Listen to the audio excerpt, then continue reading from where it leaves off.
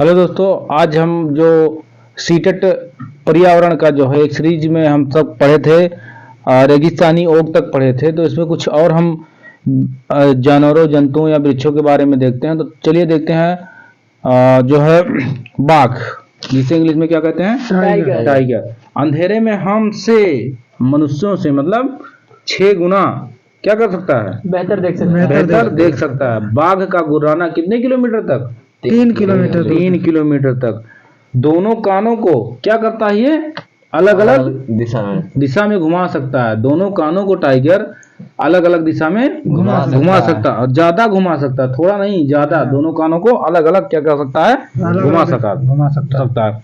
बाघ की मूछें हवा में क्या करती हैं? हवा में हुए कंपन को पहचान लेती हैं। हाँ, हवा में हुई कंपन को भी क्या करती हैं? पहचान लेती हैं। ठीक है, भाप लेते हैं, जिसे कहते हैं भाप लेते हैं।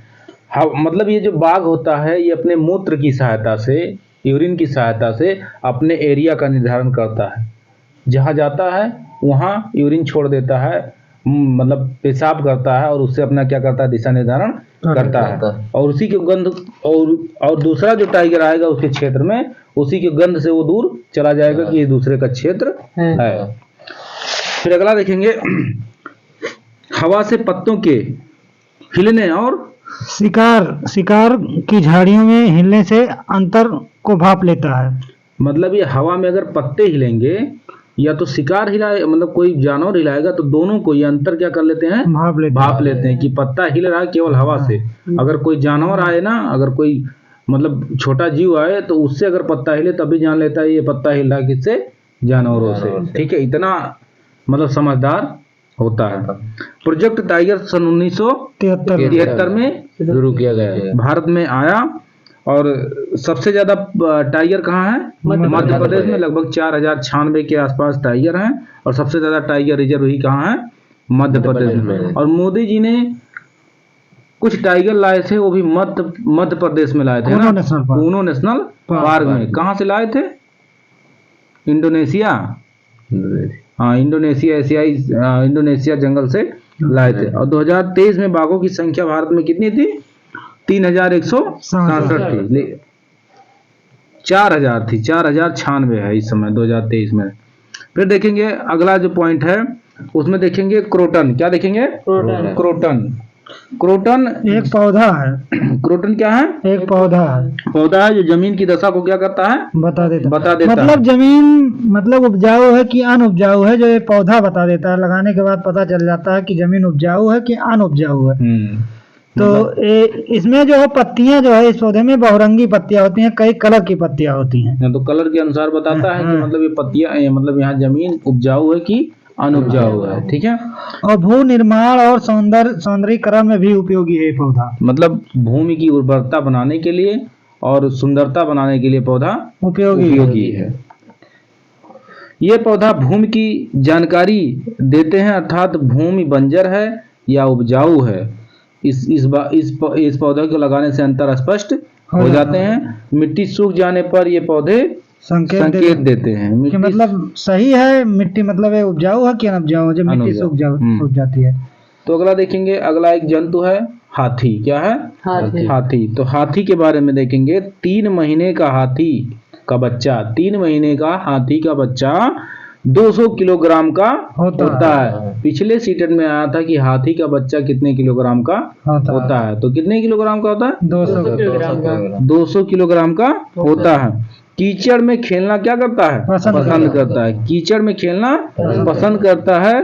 कान पंख जैसे होते हैं। पंखे मतलब हवा देते हैं। कान मतलब इतने बड़े-बड़े, पंखे या सूप जैसे होते हैं।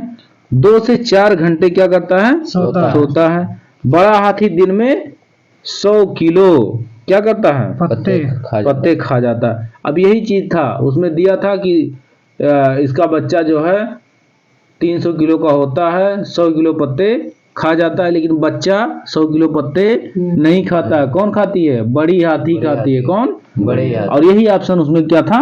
गलत था। हाथी के बारे में दिया गया, हाथी के बच्चे के बारे में दिया गया, तो यही ऑप्शन उसमें गलत था कि बड़ी हाथी जो है 100 किलो पत्ता खाता है, बच्चा नहीं खाता है। फिर अगला क्या है? झुंड में 10 से 12 हथनी बाकी सब क्या होते हैं? बच्चे। बच्चे होते हैं। अगर झुंड में देखेंगे तो 10 से 12 क्या होते हैं? हथनी होते हैं। बाकी 14 से 15 साल की क्या होते हैं? हाथी झुंड छोड़कर चले जाते हैं। 14 से 15 साल के बच्चे जो होते हैं ना, हाथियों की झुंड छोड़कर चले जाते हैं। अब देखेंगे हम मिजोरम के बारे में एक थोड़ा पॉइंट। फसल कटने पर विशेष नाच होता है मिजोरम में। कौन सा नाच? विशेष नाच जिसे कहते हैं चेराओ नृत्य। चेराओ नृत्य। और बांस की डंडी लेकर नृत्य करना होता है। बांस की डंडी लेकर, जैसे यहाँ अपने यहाँ बांस की डंडी लेकर झर्रा खेलते हैं मोहर्रम में, ठीक है, उसी तरीके से वहाँ चेराओ नाच होती है।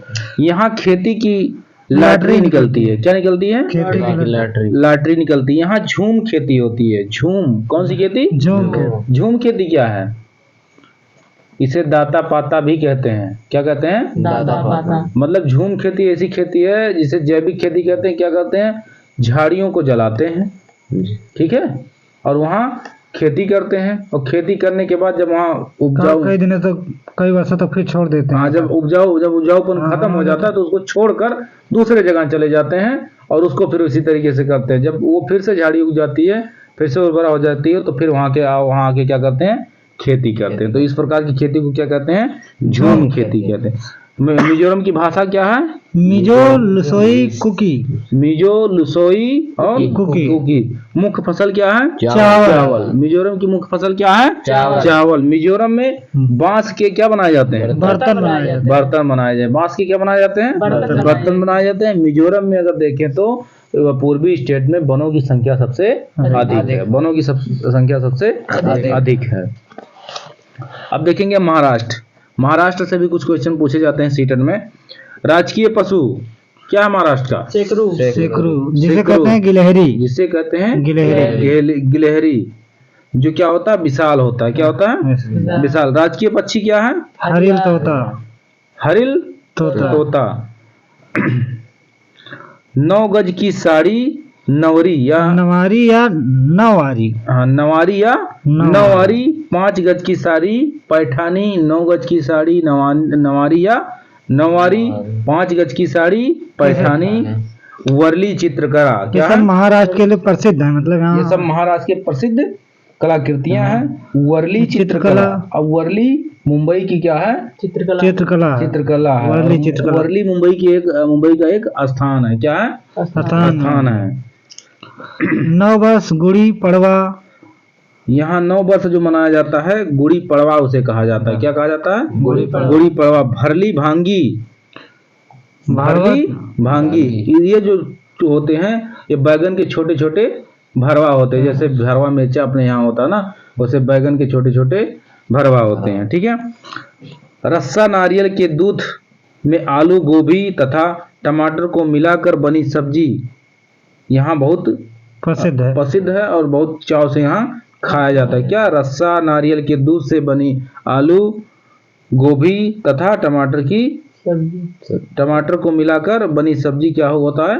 खाया जाता है। सहजन के फलों के पकौड़े महाराष्ट्र के सहजन के फूलों के पकौड़े महाराष्ट्र में जो है खाया जाता है। तो देखते हैं दोस्तों, अगली वीडियो में हम कल देखते हैं राजस्थान के बारे में। और आज यहीं तक। नमस्कार दोस्तों, जय हिंद।